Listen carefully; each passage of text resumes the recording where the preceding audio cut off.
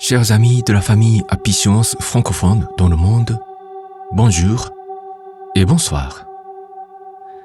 Ça y est, nos cerisiers sont en pleine floraison, comme vous pouvez voir dans la photo que je vous envoie en même temps. Mais aujourd'hui au Japon, la température a chuté de 20 degrés depuis hier. L'anomalie climatique semble persister. Ce n'est pas qu'au Japon.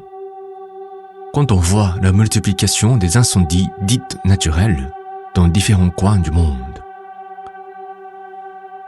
Quoi qu'il en soit, soyons toujours infiniment reconnaissants d'avoir reçu la vie aujourd'hui aussi.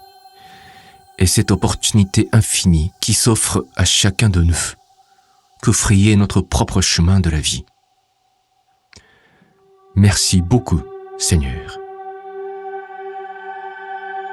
Je propose aujourd'hui de réfléchir sur une parole de Maître Okawa qui m'a beaucoup marqué dans ma jeunesse. La voici. Vous n'avez pas à regretter une vie pleine d'erreurs. Cachées dans vos erreurs se trouvent les graines de la prochaine création, les graines de votre croissance future. Vivre ce changement, cette expansion et cette croissance dans votre reconnaissance de soi, c'est en réalité faire grandir votre âme.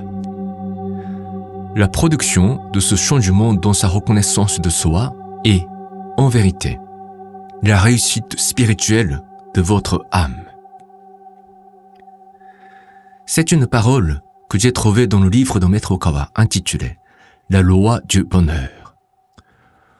Pour ceux capables de lire en anglais, je vous recommande sa lecture, car il constitue l'un des ouvrages fondamentaux d'Apicience, avec notamment 2 chapitres qui offrent des enseignements profonds sur le noble sentier quadruple.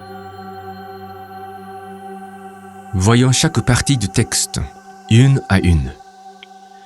Maître Okawa nous dit « Vous n'avez pas à regretter une vie pleine d'erreurs. » Je ne sais pas si votre vie est pleine d'erreurs, mais ma vie était et est toujours pleine d'erreurs, d'échecs et de défaites aussi. Je n'ai pas conscience d'avoir mené une vie que je rêvais. J'ai essayé beaucoup de choses dans la vie et je dois reconnaître, avec la distance, que j'ai quand même beaucoup échoué. Mais j'ai le sentiment d'avoir mené une vie où j'ai beaucoup appris de mes erreurs et de mes échecs.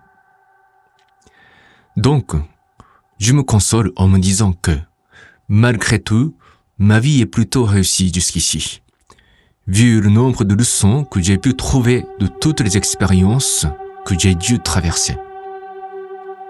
Le nombre d'erreurs, c'est aussi le nombre d'initiatives dans lesquelles on s'est aventuré avec bravoure. Une vie échouée, d'un point de vue spirituel, c'est une vie où on n'aura rien essayé, de peur de commettre des erreurs. Maître Okawa continue. Cachées dans vos erreurs se trouvent les graines de la prochaine création, les graines de votre croissance future. Déjà, si on ne sait rien, on ne commettra pas d'erreur et du coup, on ne trouvera aucune graine pour la prochaine création et sa croissance future. On sera donc comme on est. Donc, autant rester dans le ciel, où tout était si paisible. Si chacun de nous avons pris la décision courageuse de descendre une fois de plus sur Terre, dans un nouveau corps et avec une nouvelle identité qui se forme chaque jour, c'était pour faire progresser notre âme.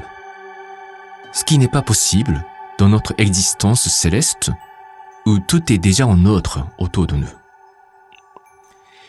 Ici, on doit relever de nouveaux défis, dans un état d'aveuglement spirituel et d'ignorance de la véritable identité de chacun. On ne sait qui sont ses voisins, ses frères et sœurs, ses enfants. On ne sait même pas qui on est. C'est pourquoi on peut rencontrer des échecs et commettre des erreurs. Quand on se rend compte de s'être trompé, on doit servir de cette expérience épineuse comme une leçon précieuse qui nous apprend ce qui nous manque, ce qu'il nous faut apprendre maintenant pour faire un pas en avant dans notre progression spirituelle. Je pense que depuis le moment où j'ai adhéré à Patience, j'ai plutôt été fidèle à ce principe. Et la plupart de mes aptitudes qui me permettent de faire ce que je fais aujourd'hui sont les fruits de ces apprentissages. Si je refusais de reconnaître avoir commis des erreurs à un certain moment donné, cela restera une simple erreur, un événement malheureux qui entache ma fierté, et rien de plus.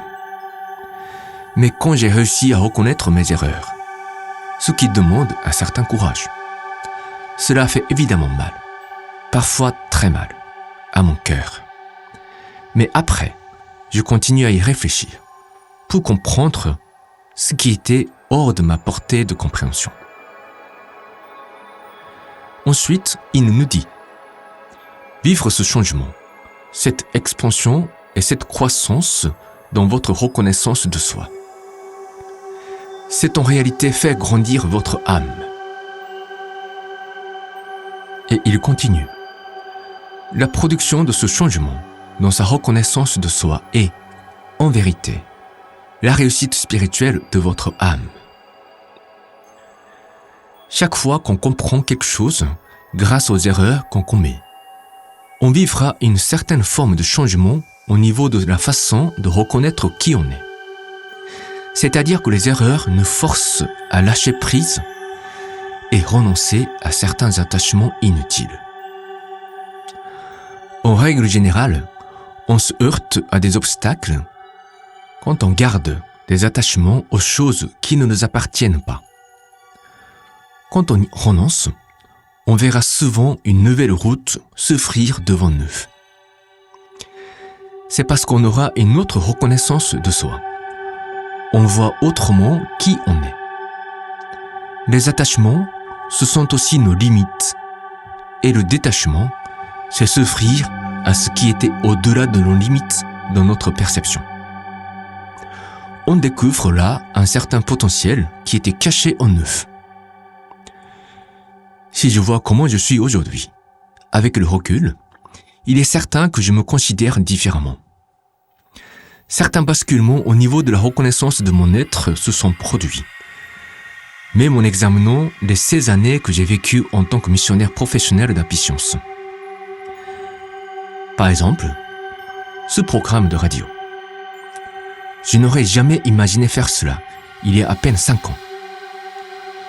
Je le fais aujourd'hui parce que justement, certaines expériences difficiles m'ont fait comprendre que peut-être je pourrais être plus utile en parlant moi-même devant le micro avec un texte rédigé au préalable.